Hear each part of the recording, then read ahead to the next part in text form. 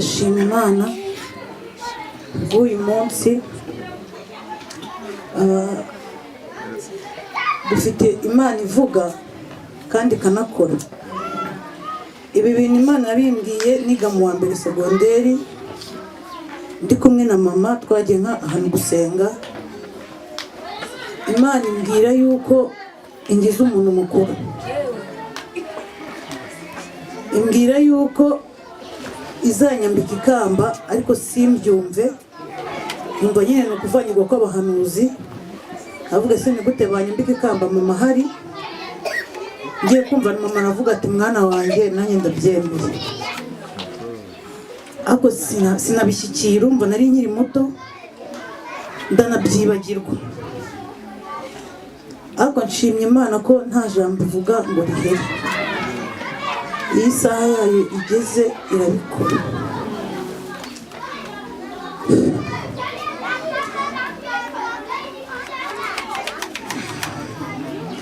Ndashima Imana. Mama ajya gutaha yaje kunsura mwite inda y'izi mpanga, arambwira ati mwana wanjye abana banjye uzabarere. Amwana ngiye mama se ntabwo navukiye kuruha, uzabirerere warabibyariye. Kuko yari muzima, ntabwo ibyo gutaha twabyumva, twari tubizi. Abinsubiramo inshuro 3, abibwira n'umutware wanjye, amubwira ati abana banjye uzabarere. Yabimbwiye ari ku cyumweru, afatwa ku wa mbere, ku wa kabiri, ku wa gatatu arataha. Ibyo bintu nabikuruye ari uko mama atashye, mbona koko ko ibintu yambwiraga byari bifite uburemere. Ariko nsaba Imana, ndavugana Imana uzadushoboze. Inzira mama yatweretse uzaturinde kuyivamo, kandi ijambo yavuze uzampa imbaraga. Ndashima Imana ko yamfashije kurera bano bana banjye. Mukuri Imana yankoresheje iby'ubutwari niko navuga, kuko ku bwacu ntabwo twari tuzi ko twabishobora, ariko Imana yarabikoze. Ndayishimira. Nongeye gushimira abana banjye kubw'ibintu bakoze byo kunzamura mu ntera. Mu by'ukuri sinjye mukuru mu muryango, nyine hejuru yanjye hari abandi, ariko Imana itora uko ishaka. Kuko na Dawidi yamukuye mu ishyamba kandi bakuru be bahari, iramwimika mu mwami. Ntabwo rero wabaza Imana ngo ibi ni ibiki ukoze, kuko mu bubasha bwayo n'ubushobozi ibizi icyo ikoze. Ubw'uyu munsi nk'uko indirimbo ndirimbye ivuga ngo umunsi w'amashimwe wanjye n'uyu, nshimye Imana, kandi aho iri mu ijuru y'ibyo ko nishimye yahabwa icyubahiro. Kandi urugendo rukomeje, nizeye ko izakomeza kudushoboza tukomeza gukora iby'inshingano z'ababyeyi. Murakoze.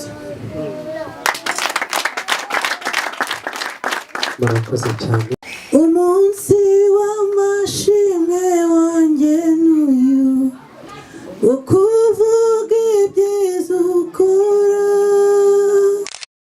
ibyiza wakoze, ineza yawe idashira.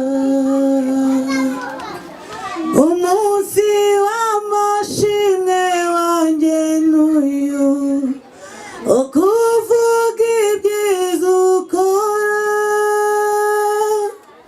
no kwatura ibyiza wakoze, ineza yawe idashira.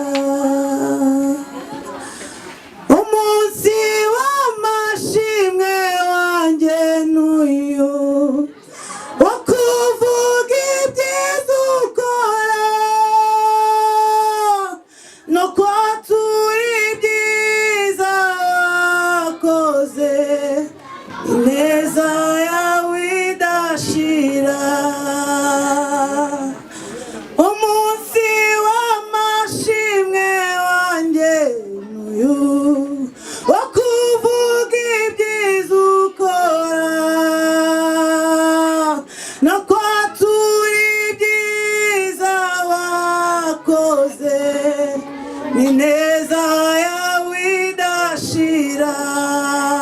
Ubw'uyu munsi nk'uko indirimbo ndirimbye ivuga ngo umunsi w'amashimwe wanjye n'uyu, nshimye Imana kandi aho iri mu ijuru yumve ko nyishimye, yahabwa icyubahiro.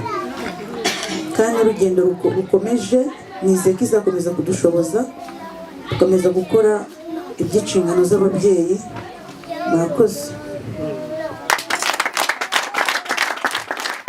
Murakoze cyane. Umunsi w'amashimwe wanjye n'uyu, wo kuvuga ibyiza ukora, ibyiza wakoze, ineza yawe idashira. Umunsi w'amashimwe wanjye n'uyu, wo kuvuga ibyiza ukora, no kwatura ibyiza wakoze, ineza yawe idashira.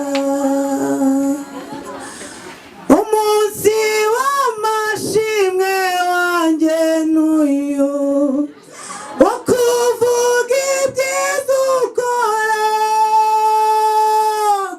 no kwatura ibyiza wakoze, ineza yawe idashira. Umunsi w'amashimwe wanjye n'uyu, wo kuvuga ibyiza ukora, no kwatura ibyiza wakoze, ineza yawe idashira. Umunsi w'amashimwe wanjye n'uyu, wo kuvuga ibyiza ukora, no kwatura ibyiza wakoze, ineza yawe idashira. Haleluya. Haleluya. Ndashima Imana bw'uyu munsi. Dufite Imana ivuga kandi ikanakora. Ibi bintu Imana yabimbwiye niga mu wa mbere segonderi, ndi kumwe na mama, twagiye ahantu gusenga. Imana imbwira yuko ingize umuntu mukuru, imbwira yuko izanyambika ikamba, ariko simbyumve. Numva nyine ni ukuvanyirwa kw'abahanuzi, avuga se ni gute banyambika ikamba mama hari. Ngiye kumva mama aravuga ati mwana wanjye, nanjye ndabyemeye. Ariko sinabishyikira, umva nari nkiri muto ndanabyibagirwa.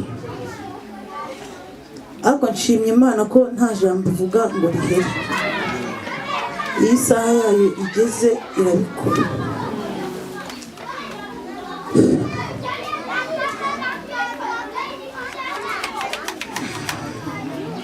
Ndashima Imana. Mama ajya gutaha yaje kunsura mwite inda y'izi mpanga, arambwira ati mwana wanjye, abana banjye uzabarere. Amwana ngiye mama se ntabwo navukiye kuruha, uzabirerere warabibyariye. Kuko yari muzima, ntabwo ibyo gutaha twabyumva, twari tubizi. Abinsubiramo inshuro 3, abibwira n'umutware wanjye, amubwira ati abana banjye uzabarere. Yabimbwiye ari ku cyumweru, afatwa ku wa mbere, ku wa kabiri, ku wa gatatu arataha. Ibyo bintu nabikuruye ari uko mama atashye, mbona koko ko ibintu yambwiraga byari bifite uburemere. Ariko nsaba Imana, ndavuga ni Imana uzadushoboze, inzira mama yatweretse uzaturinde kuyivamo, kandi ijambo yavuze uzampa imbaraga. Ndashima Imana ko yamfashije kurera bano bana banjye. Mukuri Imana yankoresheje iby'ubutwari, niko navuga, kuko ku bwacu ntabwo twari tuzi ko twabishobora, ariko Imana yarabikoze. Ndayishimira.